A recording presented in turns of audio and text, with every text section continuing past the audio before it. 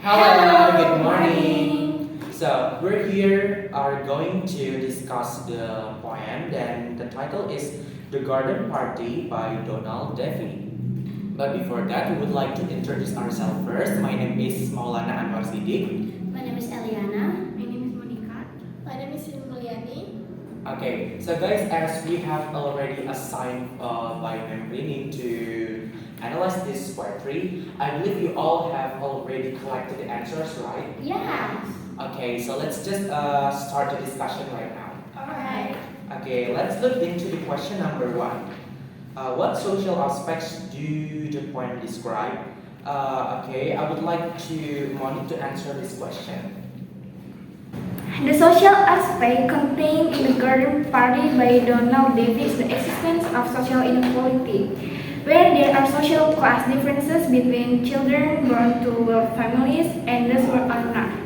The speaker was envious of the facilities, opportunities, access, and lifestyle that children born to wealthy families get. Okay, I see. So it's like about the social inequality, Yes. right? So, okay, let's just next to the question number two. How do the poem raises a social issue and quote some lines that depict the issue? And here I would like Eliana to answer the question. Alright, thank you, Anwar. Guys, you know that before this, the Garden Party by Donald Davy is touched on theme of social class, right? So the social class is juxtaposing is the speaker observation of the affluent children playing in the field with their ease and privilege, contrasted against the speaker's own feeling of envy and regret for not having their opportunities, and lines such as where children of the local mathematics play, and I grew envious of their moonlight eve, highlight the class disparity. Additionally, the line, but there is all the youth we might have had, emphasize the regret of not having the same privilege or opportunities to the social class differences. And the poem delves deeper into the issue of social class by portraying the speaker's longing for the privilege and opportunities that come with wealth. Lines like, let prince, I thought, fool others as they please. I only wish I had my time again, or reflect a desire to experience a life unencumbered by financial constraints. And then the contrast between the speaker's situation and affluent settings intensifies as the poem progresses. The arrival of the speaker's earliest loved persons juxtaposed with the scene of opulence emphasize the discrepancy in their backgrounds. The line, but it's too late to learn to tango now, encapsulates the regrets for missed change and experiences that were out of reach due to their social standing. Moreover, the further observations that the rich themselves are always sad hint at the hidden complexities and troubles within wealth, suggestions that despite their affluence, there are a shared melancholy among the wealthy. Through the poem, the imagery and interactions underline the societal division and the speaker's wistful yearning for a different, more privileged life, bringing forth the theme of social class and its impact on opportunities and experience. So that's all, guys. Okay, thank you, Eliana, for your very comprehensive and elaborative answer. That's pretty much clear. So I guess maybe we can just like next to our next question, which is the number three. And let me read the question first. Referring to Marx's theory, how can you use Marx's key concepts to analyze the class conflict? And also quote some lines from the poems. And the third question will be answered by myself. So here, guys, you know that in the Garden Party by Donald Davy, one can use Marx's theory to analyze the class conflict inherent in the poem. Marx's theory focuses on the social relations of production and class struggles, and it can be applied to literary work to explore how power, wealth, and social structures influence characters and their interactions. And then there are some key concepts of Marx theory and their potential applications to the poem. The first one is like the class conflict. Of course, we know that the poem reflects a sense of class conflict, as Monica mentioned earlier, through the narrative's envy of the line like children of the local magnates who enjoys a life of money east.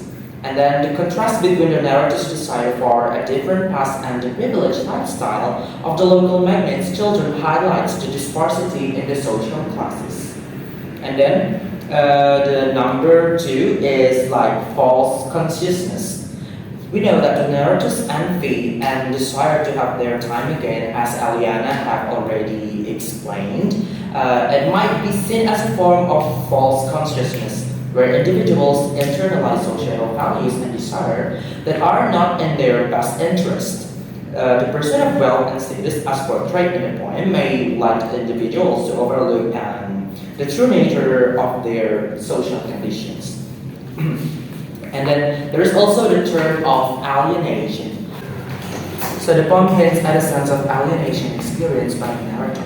The reference to Scott Fitzgerald's The Beautiful and Them and the arrival of the phantoms of narrators earlier beloved suggests a disconnect between the narrator's current reality and a romanticized past. And then next is ideological state apparatus, or ISA.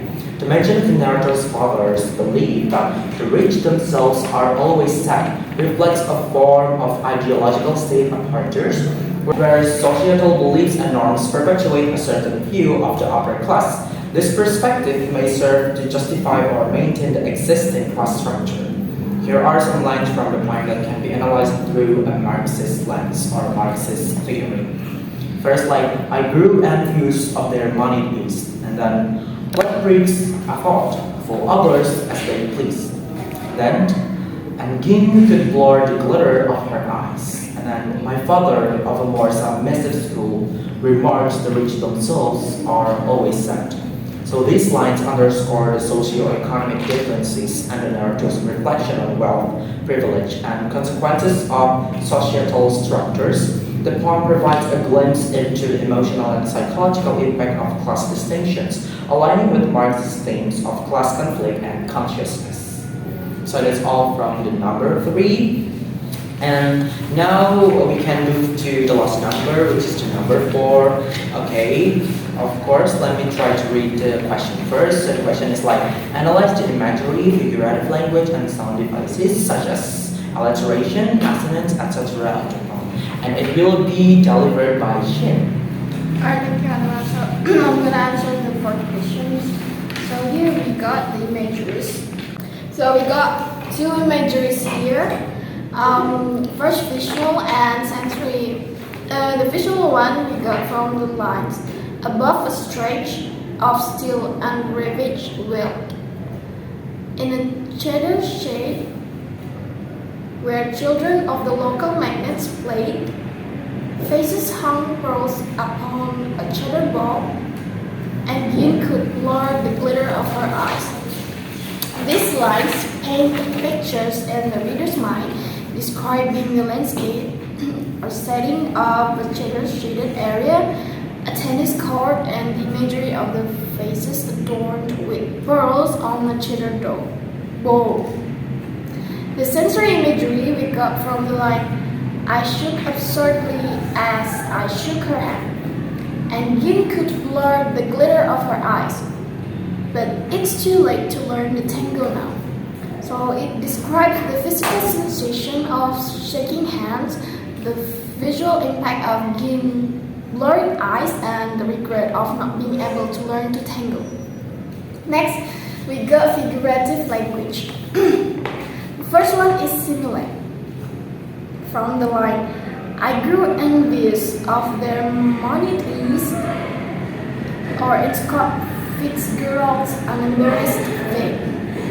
The figurative language meaning is the comparison of the poet's envy to Scott Fitzgerald's unembarrassed vein suggests a shared sentiment or attitude, drawing a parallel with the themes explored in physical words. Next is metaphor. From the line, "The phantom of my earliest love arrived." The meaning of this figurative language is describing someone as the phantom of earliest loved uses metaphor to convey the emotional and elusive nature of past relationships or memories. Next, we got personification. From the line, "Faces hung pearls upon a cheddar ball." This figurative language meaning is personifying faces as they could hang pearls on a cheddar bowl adds a touch of elegance and beauty to the scene, attributing human-like qualities to an inanimate object. Next is hyperbole. We got it from the line, "But it's too late to learn to tango now." So the figurative language meaning of this line is the exaggeration in "it's too late" serves as a hyperbole, emphasizing the impossibility of learning to tango and hinting at missed opportunities of unfulfilled desires. Next, we got the sound devices. First is alliteration.